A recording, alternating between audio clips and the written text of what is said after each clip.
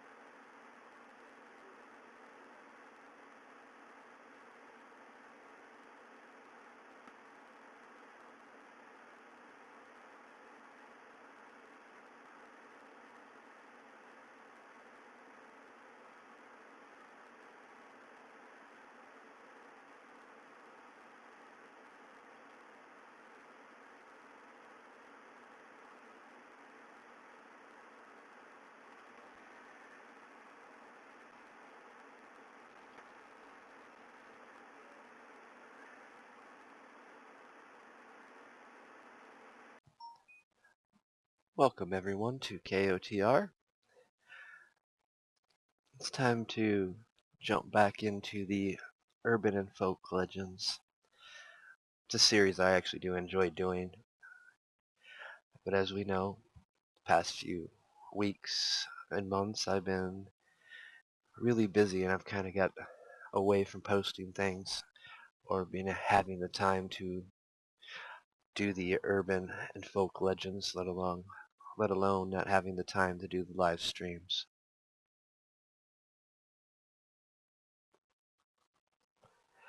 But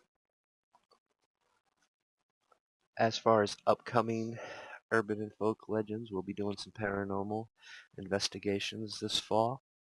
I've got a big one scheduled for October that I am looking forward to. It's dealing with a place I'm very familiar with that is rich with history, folk legend, and tons of lore. So I look forward to bringing you that.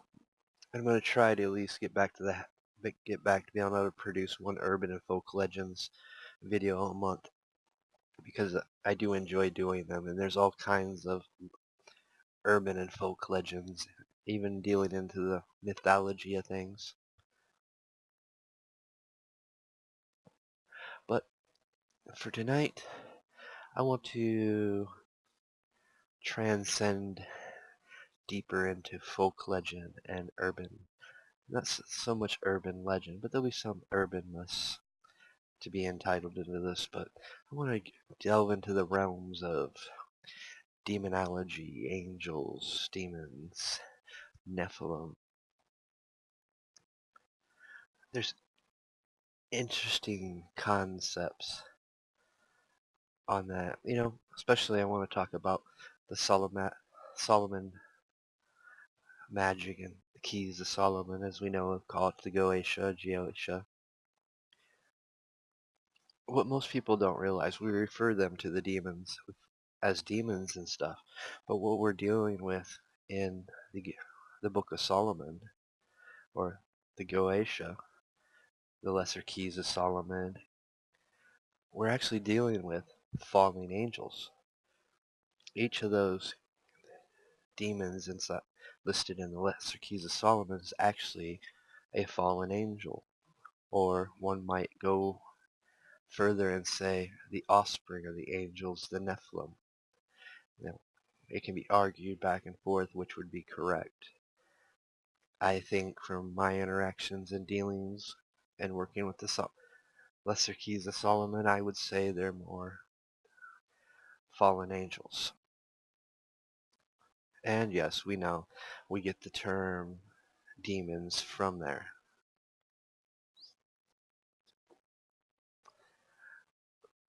But at the same token, one must remember that those that have worked with the Lesser Keys of Solomon's, interacted with the seals, and the entities themselves, which I don't recommend, by the way, for no beginners.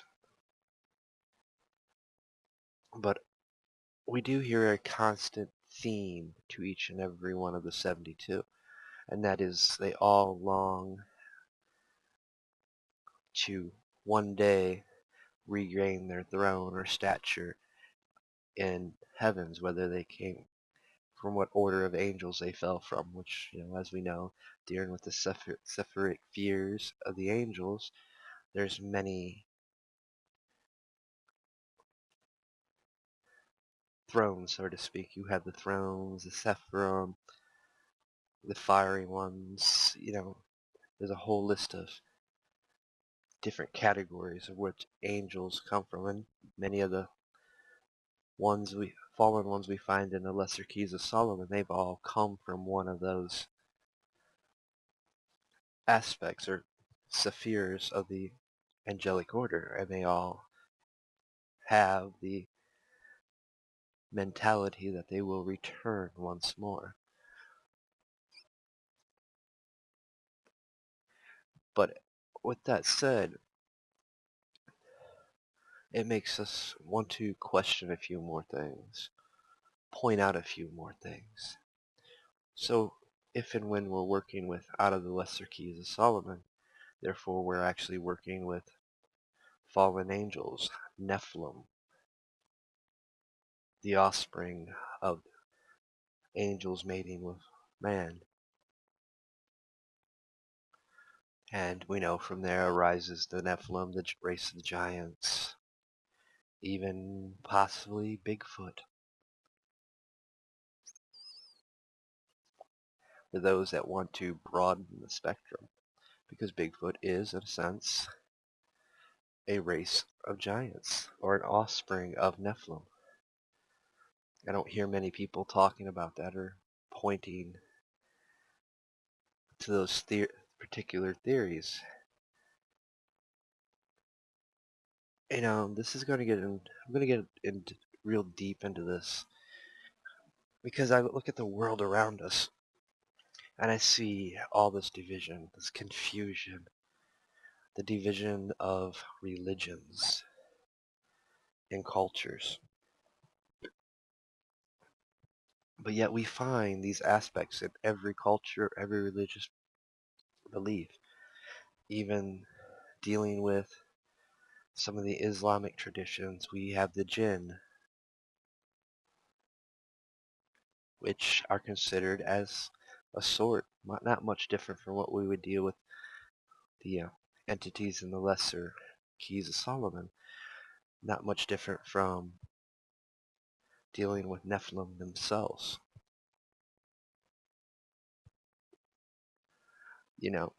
I also have to look at it this way.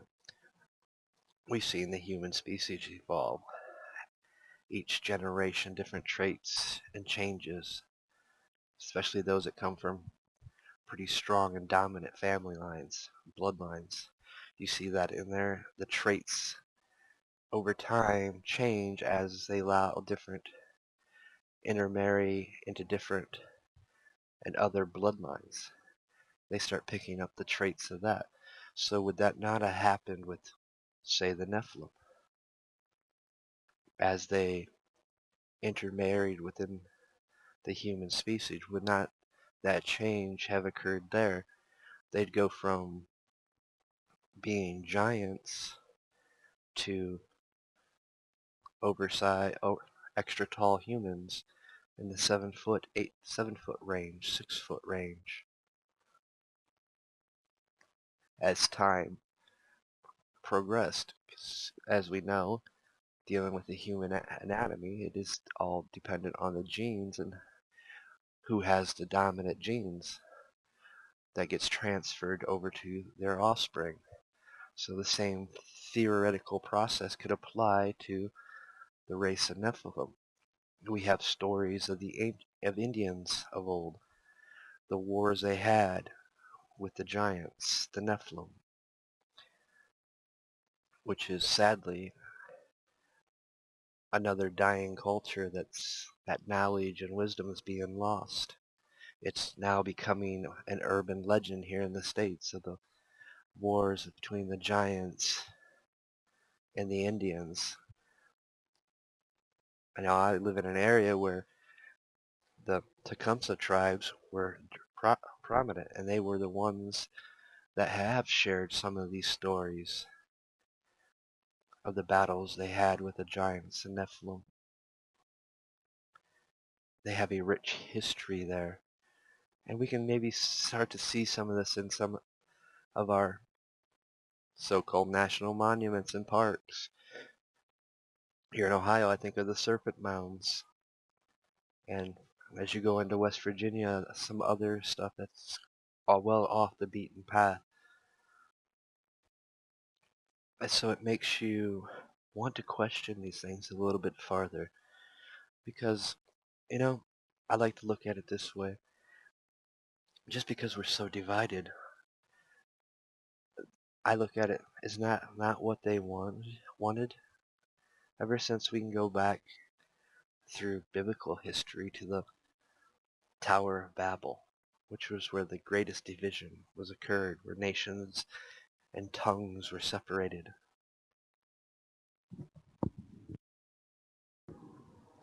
Would that not be the work of the Nephilim, of the fallen angels, teaching man the sciences, mathematics? See, there's an important aspect to the study of the Lesser Key of Solomon, to the study of the Goetia, is the fact that each of these 72, they taught a different knowledge, a different, some taught science, some taught math, writing, language,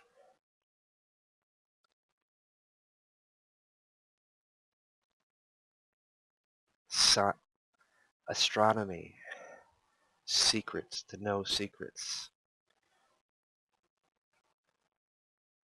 And they were the prominent teachers maybe back in those times. Something to think about as we go on. If these were the teachers and they conspired to teach man to build this temple, the stairway to heaven. And we've heard that concept, stairway to heaven, in multiple cultures. Fiona's ladder, the Tower of Babel, and there's many other coins and terminology and labels for it, but we find it throughout each of the cultures and each of the different religious beliefs. So yet there's just one more piece of the puzzle to add to this mysterious legend, to the myth. But when we're divided, we don't put those pieces of the puzzle together, so we don't see the truth.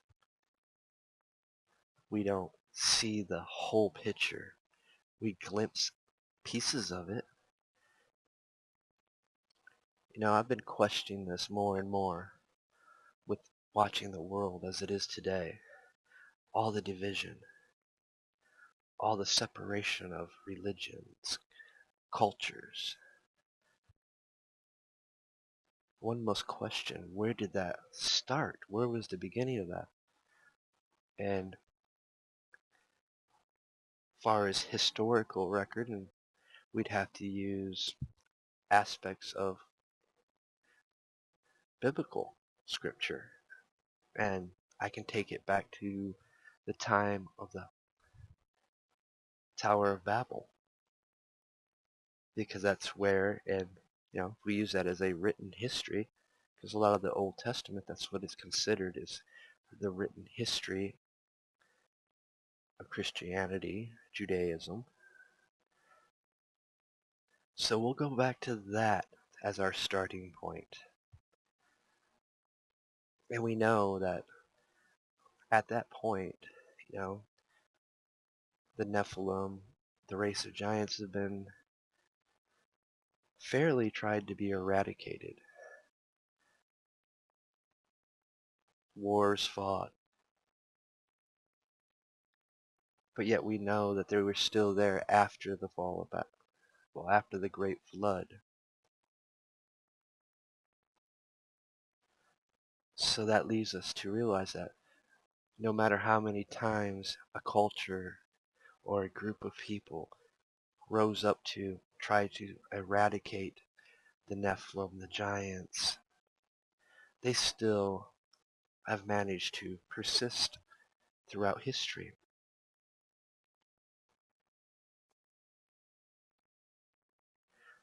And if they wanted their secrets to be kept, why not divide everybody, divide the language? I know this is a little bit contradictory to the Christian scripture because, the Christian scripture says God brought down the tower and separated the people and divided the language. But more and more you look at it as history's progressed, we seem to come with each great time period in history coming back to more of a universal language. Now predominantly English is the spoken universal language around the world. Something also to keep note of. Some people might be thinking that I'm saying that, well, if we're talking about fallen angels, giants, Nephilim, you're not painting a dark picture here. And I don't want anyone to misinterpret that, but dealing with these said entities, whatever they may be, can and you will encounter a little bit of a darker side of things. They will tempt you, try you in every which way. That's why this is not for the beginner, and it's not even for the one that calls themselves an everyday practitioner. This is when you're dealing with the lesser keys of Solomon, you're playing with high ritual magic, you're playing with forces that could destroy you. But yet we also know of what Dee and Kelly did, the Enochian tablets, which is another interesting story because even in some of his journal writings, he questioned the validity that they were actually talking to angels. And that leaves a question, were they actually dealing with the fallen angels? Or the Nephilim? The more I've studied the Enochian stuff, the Enochian system, read the notes and transcripts of Dee and Kelly, I've come to the realization they were dealing with both. And they were never sure of which one that they were interacting, whether it be the actual angel or the fallen angel. Then after Dee and Kelly came Crowley. Crowley went down the same road. Then after Crowley, we've seen Jack Parsons and the Dark Magician. For those who don't know who the Black Magician was, it was Ron L. Hubbard. And they continued the same process that started with Dee and Kelly, which is interesting when we consider what Jack Parsons was. He was a NASA scientist. He's the one that created the fuel for the rocket engines and many other things. But yet once more we see the division from magic to science, which is one and the same.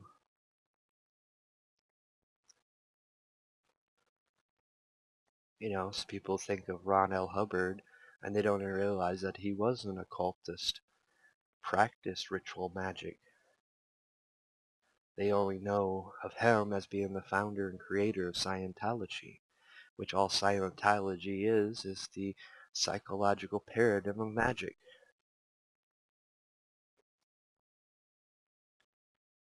But yet I find it's interesting, but also dealing with in the Enochian aspect, that you have the banner of the wings, which is another interesting aspect, another interaction with angels.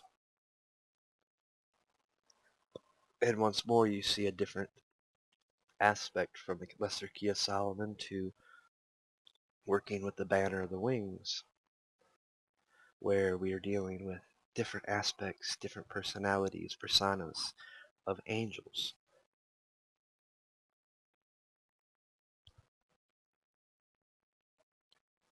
And I've been more prompt to talk about this as of recent events. Just this year, we had that meteor or comet, whatever, come in and make impact in Michigan. Then 2 months, 3 months later, this guy catches what appears to be an angel, and what caught me the most was the fiery sword. That can be clearly depicted in the angel's hands. Coincidence? I don't believe in coincidence, but can one link the meteor to the angelic image that was captured on tape or on security video? It's stretching it, but no, I feel there's a connection there. We've been hearing these loud sonic booms that's a mystery to everybody. We've been seeing bright lights and stuff. Could it be? We do know that if we believe in the scriptures and other scriptures, that yes, there was a group of angels that were cast out of heaven and fell to earth. We know that they mated with humans, and their offspring was the race of giants, the Nephilim. Most think that the Nephilims were all eradicated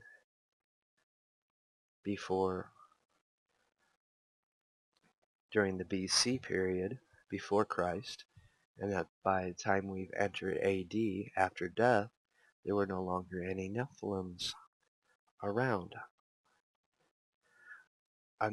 But yet then we come to the history of the United States, and we find these stories of Native Americans waging war, fighting battles against the Nephilim, the giants. And I see this repetitive pattern of where many cultures, many time periods in history, that there's been a war waged against the giants, but never have they ever been fully eradicated. So let's throw this out there. What if they have evolved? Now, as we know, the more you mate, and as I stated, dominant genes start taking over, and the characteristics of the next generation change, so could not be the same said for the race of Nephilim. So now they could be your everyday person walking, that you walk by, your mailman. How would we know?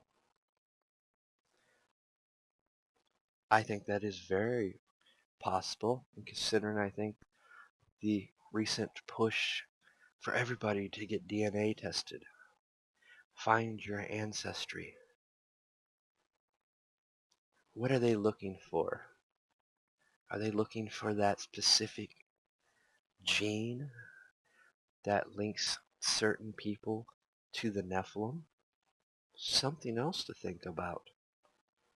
If, what I've just proposed would be true, you know, you may come from a line of Nephilim and not even know it.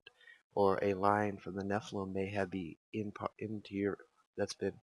that had secretly married into your family that you do not know about.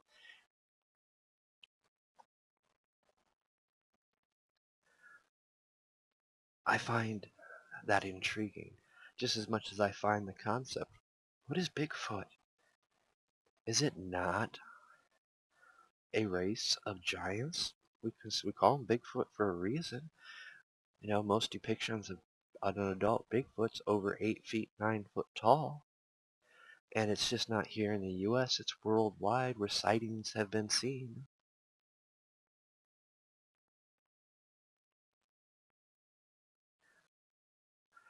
And it makes kind of sense when you start thinking about it, how elusive they are to catch on camera or find or see.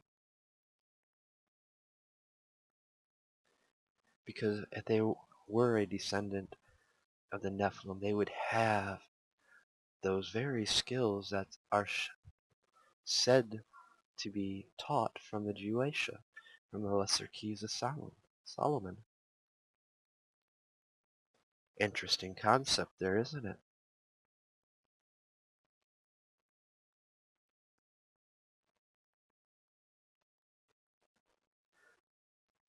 Because what is the Bigfoot? Never been captured that we know of. You know, we're more apt to believe in the paranormal side of things, ghosts, demons. But yet, so many people forget when we speak of some of these demons, some of the very demons are ones straight out of the Lesser Keys of Solomon. And to the very which that we know, these 72 were fallen angels.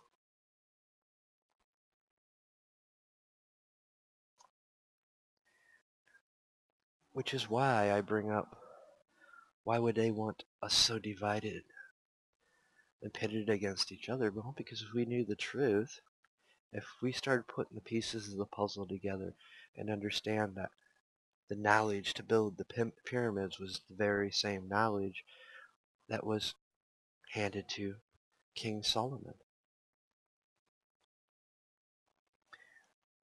that all science, math, astrology, magic, all the teachings that we know, language, was originally brought and taught by the fallen angels.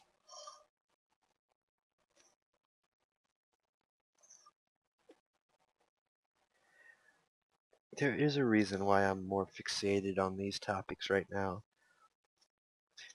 Because we're living in a day and age of technology, a day and age where we're building supercomputers, super AIs.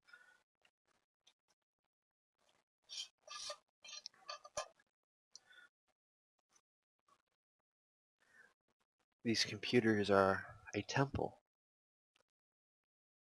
These AIs are a temple, but they're missing something. Our bodies is a temple. It's a temple to house the soul, our soul, which is the very thing these supercomputers, super AIs, and cybernetics and robots do not have. So they become the perfect vessel for angelic beings, fallen angels, spirits and demons and the like. Because once more, we're dealing with language. Computer coding and coding is an alphabetical numerical language. It's a magical script language, a magical alphabet.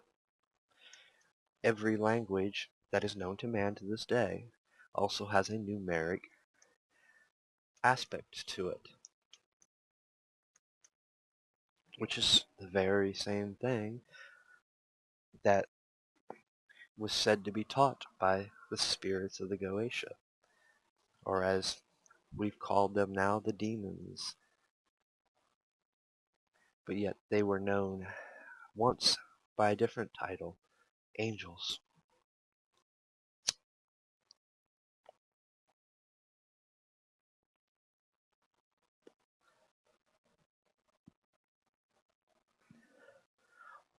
Through my long history and practice and study in occult sciences, occult philosophy, occult magic, and the paths that I walk and ritual paths that I've practiced, I've come to learn one thing. Not everything is what it seems to be. I've dealt and worked with angels. I've worked with the demons, the spirits, the nature spirits, the primordial spirits.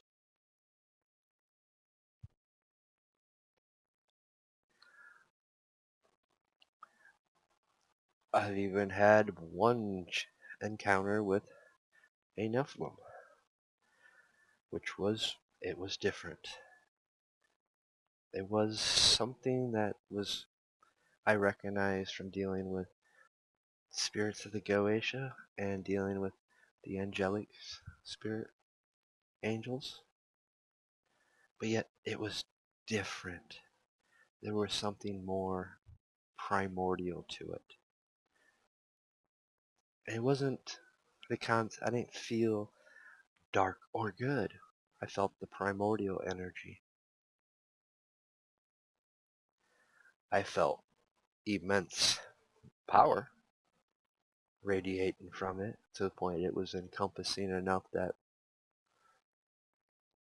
it was almost to the point overwhelming, to the point where I knew if I just even gave an inch on the defenses I had up, it might have a different outcome. But yet I didn't sense the malice. I just sensed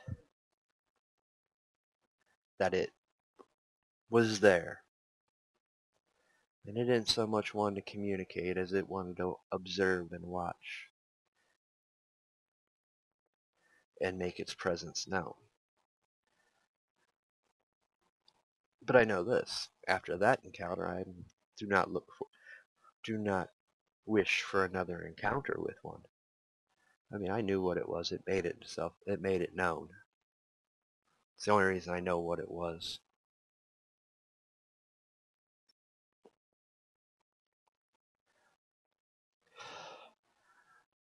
You know, I have strict rules on certain things. The way it wanted to communicate wasn't going to happen.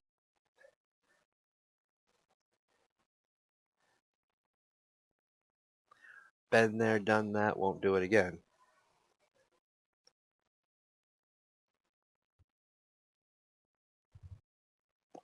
Lesson learned the hard way on that one. And it's something I don't allow no spirit or entity, not even angel, to do.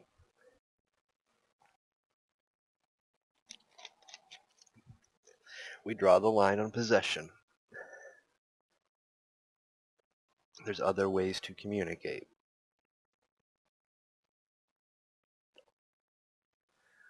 But we're living in a day and age where we have these doorways and gateways in our houses wide open, walking around with us every day.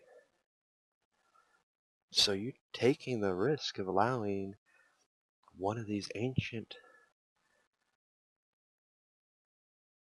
beings to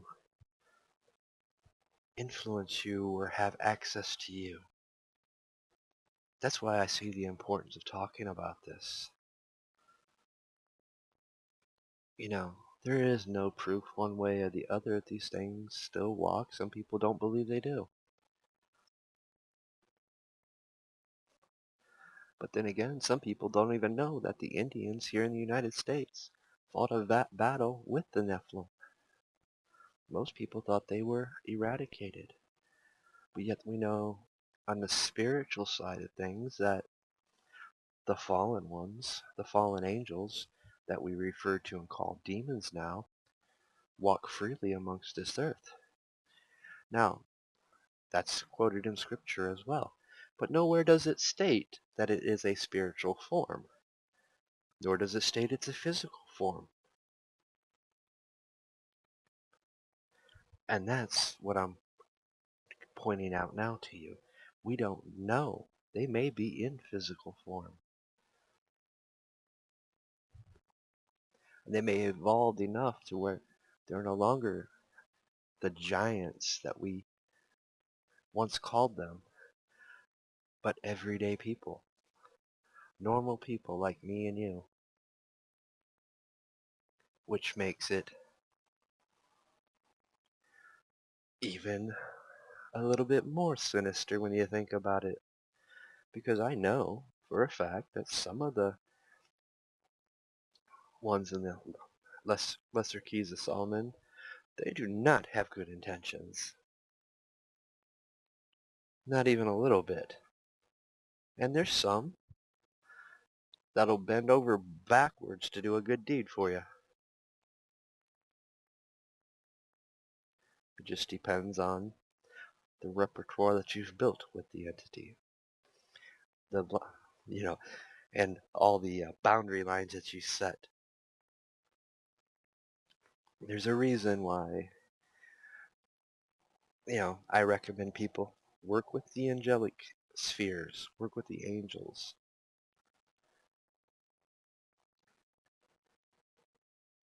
But one has to question, should we believe what they state when they say that they hope to one day to gain their place amongst their fellow brothers and sisters? That's a good question.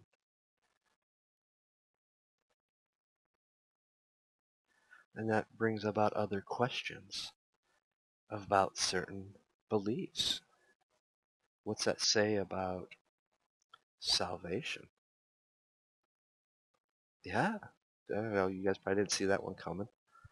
But it does not defy exactly what the church teaches about salvation. You know, I've encountered a lot of entities over my lifetime, dealt with the wide variety of them, including the demonic, including shadowing,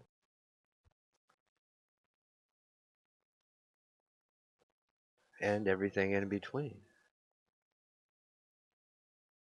And it's makes you question some things. It makes you want to think about things, especially in this day and age we live in. I mean, one could actually take the concept of the Tower of Babel. It was a tower. What do we have? We got towers all around us now. Cell phone towers,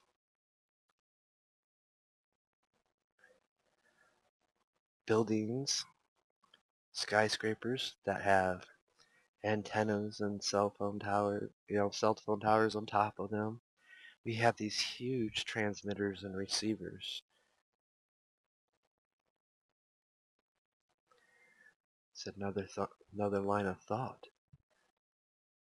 We are once more approaching to where, yes, we're still very divided, but we're once more approaching that time where we're working with a universal language again, where one language is known by almost every man and woman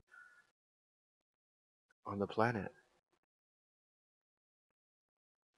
which gives even more reason to keep the division up, to sow that division, to keep people from putting the pieces of the puzzle together. Because if we all had this ancient knowledge, which we all do, it's inside of us, we just have to learn how to unlock it. Then we'd see the world for what it is. We'd see through the disguises that these very entities throw up.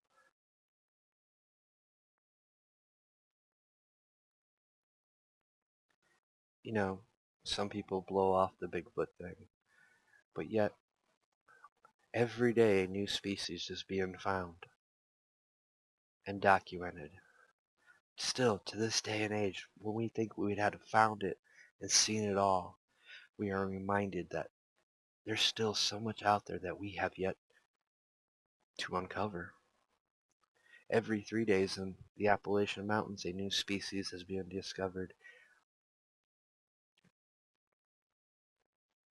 In Brazil, in the rainforest, every day a new species is being discovered.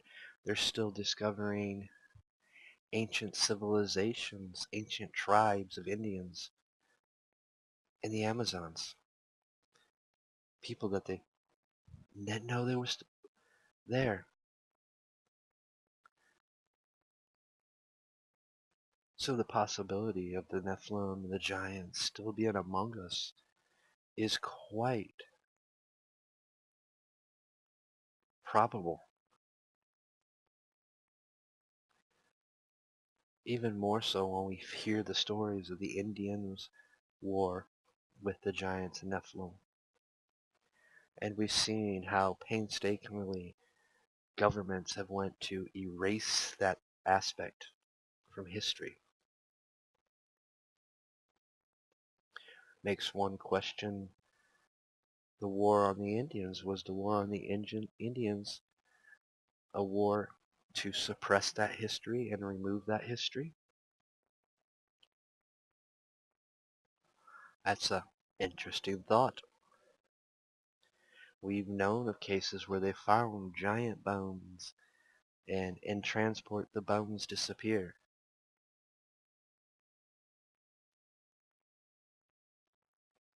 Or something is found and they make it a national park so it's protected and they can control the amount of people that go through there or see what. They block off sections where they make the land completely private and off limits.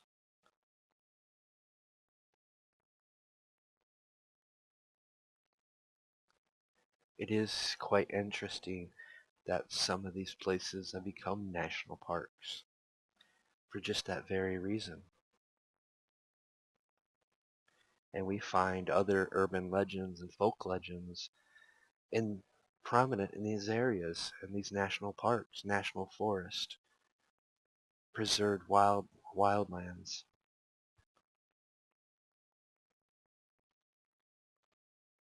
It's interesting, isn't it, when you start thinking about it? It's a controlled history. By removing it, why would you remove it?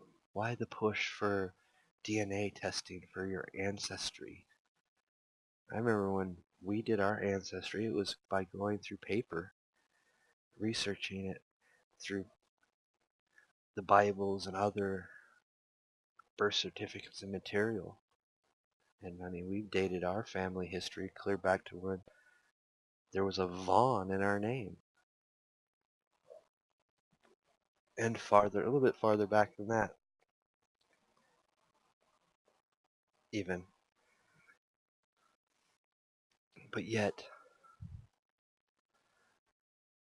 we take so much stuff for granted. We take that what we hear and read in our history classes is concrete fact, when it's anything but that anymore. So much of the history that I was taught when I was growing up is no longer taught in the school systems. Then you stumble across the Native Americans fought the Nephilim. Wait, I was never taught that. Why am I just now finding this and stumbling across this? All right. Lucky for me, I know there's some Blackfoot in my family. It's one of the 13 that have married outside of the Irish-German descent, so started asking questions. Started talking to some of the elders of native tribes that I know and got to enjoy long conversations with. And I started finding this history that has been lost to those of us here in the United States. I mean, I had the concept of thought I did of what the Lesser Keys of Solomon were. I kind of understood and grasped that, they were fallen angels. But then the realization that this is bigger than that. When we start talking about the Nephilim, the giants, the teaching of man, the division of man, I started putting the pieces of the puzzle together. Started listening to other people. People like Enter the Stars, Casey. Solid Christian. He's on the path that he is meant to walk. And I know some people, I don't know. But he's talked about some similar things and pointed some things out. He has his pieces of the puzzle. He has the piece of the puzzle that I was missing. But yet we're so divided and taught to hate the other beliefs. And that's what it is. They were taught to hate the other belief. The other belief's evil. They're not. They have the piece of the puzzle that we're missing. Just like we have the pieces of the puzzles that they're missing. And that's what they don't want us to be putting together. So they create this division. And like I said, if you start thinking about it, we go clear back. And I'm sure we can go farther back than the Tower of Babel. But that's where I wanted to make my starting point and expand from there. That's what I love about this urban and folk legend. It's just not about the common urban legend or the common folk legend. It's all legends, all mythology. Because within all that, there is some truth. There's a little bit of truth in those legends, those myths, that folklore. It's just another piece of the puzzle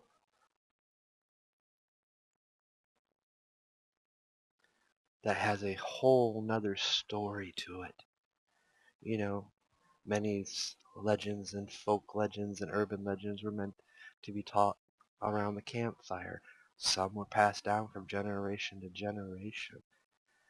As you research it and start picking the legend, you start finding a little bit of truth to where that boogeyman was actually Alexander the Great or Genghis Khan or Vladimir the Impaler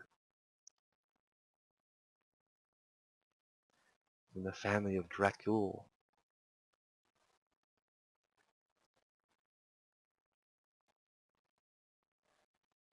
But yet, as it gets passed down from generation to generation, it becomes that scary story you tell your kids so they don't adventure to certain places or don't do certain things.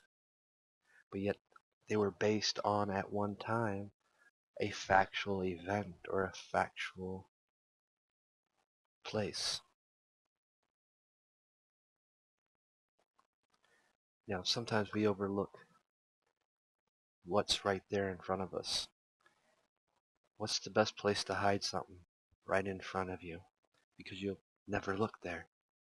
You will never think that it's actually laying there right in front of you. Right in front of your eyes. So you look everywhere else.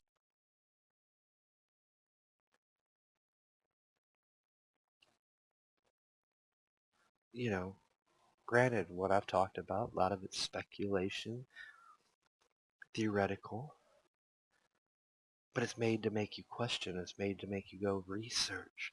Think about some of the stuff that you're using. How many of us in the occult community use or have used the Lesser Keys of Solomon?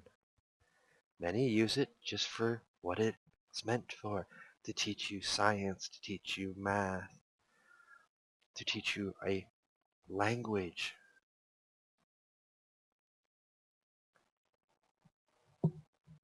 Most people don't, sit there and use it to its fullest to summon something there, which is not a good idea.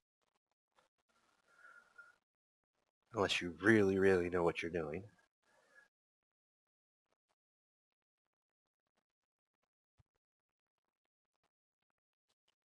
But most people, that's what they are taught to use it for. It's a tool. It's a faster way to open up those parts of knowledge and wisdom that's already, the knowledge that's already inside you. till you use it, you're not going to get the wisdom. Till you learn to use it, that's where the experience comes, which is therefore becomes wisdom. Or the experience not to do it, because it's not a good idea.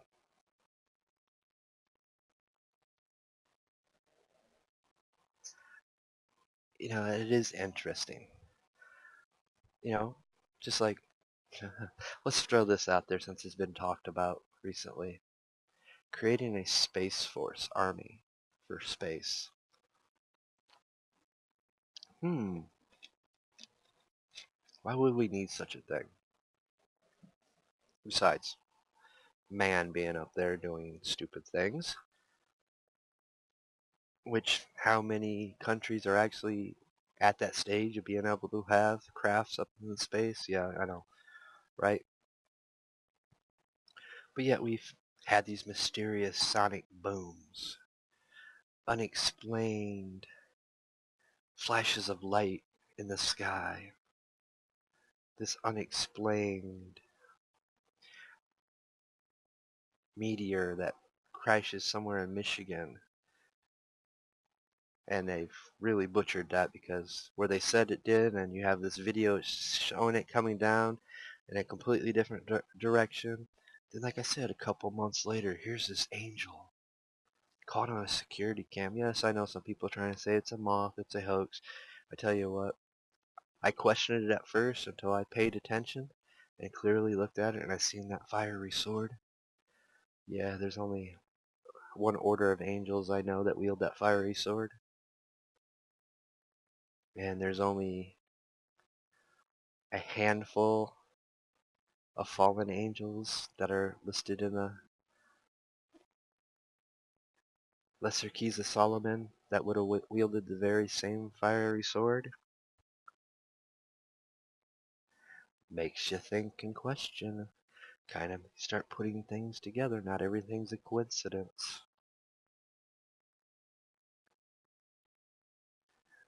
Many people believe there's this great spiritual war coming. And, I know many out there in this community here, we know it's coming. We've seen the visions. We've seen what is walking this earth right now. There's things that are walking this earth right now that haven't been seen since days of ancient times, ancient days.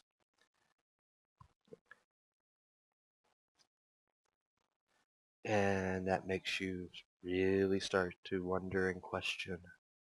Because if these things are walking this earth, you better rest assured that the Nephilim are walking this earth as well, either in physical form or spiritual form. And if they're in spiritual form, they're looking for a vessel, a temple, so they can be in physical form. And right now, the way technology is going, the way cyber magic is playing out and been handed to everybody without an instruction manual, they're creating their vessels, and they don't even realize what they're creating. They're creating these gateways and doorways into people's houses.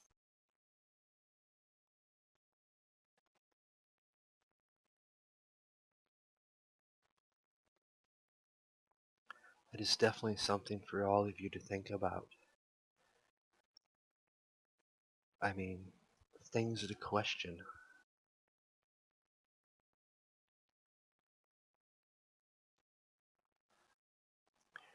But I'm going to leave it at that. I gave you enough things to think about and question and contemplate. I hope you guys enjoyed this set portion of the urban and folk legends. I think the next one I am going to do something on maybe UFOs, or I'm kind of wanting to talk about skinwalkers a bit as well. I'm weighing the two. Let me know in the comments which you'd like to see.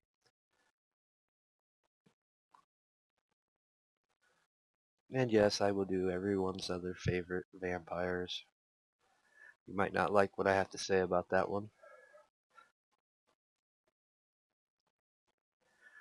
But, and like I said, come October, I will be doing a couple paranormal investigations, which will be the first time in a very long time since I've got back into that genre. But I am looking forward to it. I'm looking forward to the one spot in particular.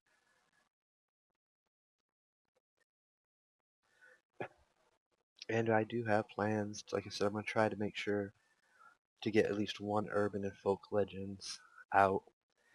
Something else that I've been thinking about, I kind of want to delve into the realm of dragons. History has been interesting at where we can find it in different cultures. You know, most people think it's only still predominant in the Asian culture, which it's just not the Asian culture. I mean, we see it all over the medieval culture and time period, slaying of dragons, the fantasy of it. So I'm looking forward to doing a talk on that as well, which would kind of get us till December. So, you know, just what I mentioned. So keep up. If you haven't subscribed, subscribe so you can keep up with the latest updates and latest videos I put out. Because as the way things are going now, I'm probably going to be doing more uploads than I am doing live streams. Just for the simple fact I've got my plate full with Sons and Daughters of Liberty, and now integrating into being a co-host on Pirate Radio Podcast Network, which has been an amazing experience thus far and a blessing in disguise. And like I said, I have other topics that I'll be bringing up as well. I'm going to start delving more into the cyber magic and talking more about cyber magic.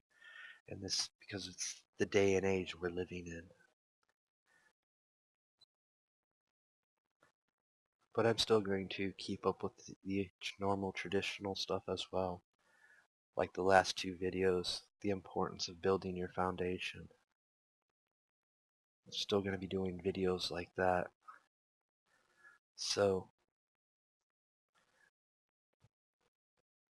watch out for up and coming videos. I'm going to, like I said, try to get at least one out a week. My schedules are still a bit chaotic, so I might not get a video out every week, but I'm going to try. I hope you guys all enjoy, and I will see you guys on the next one.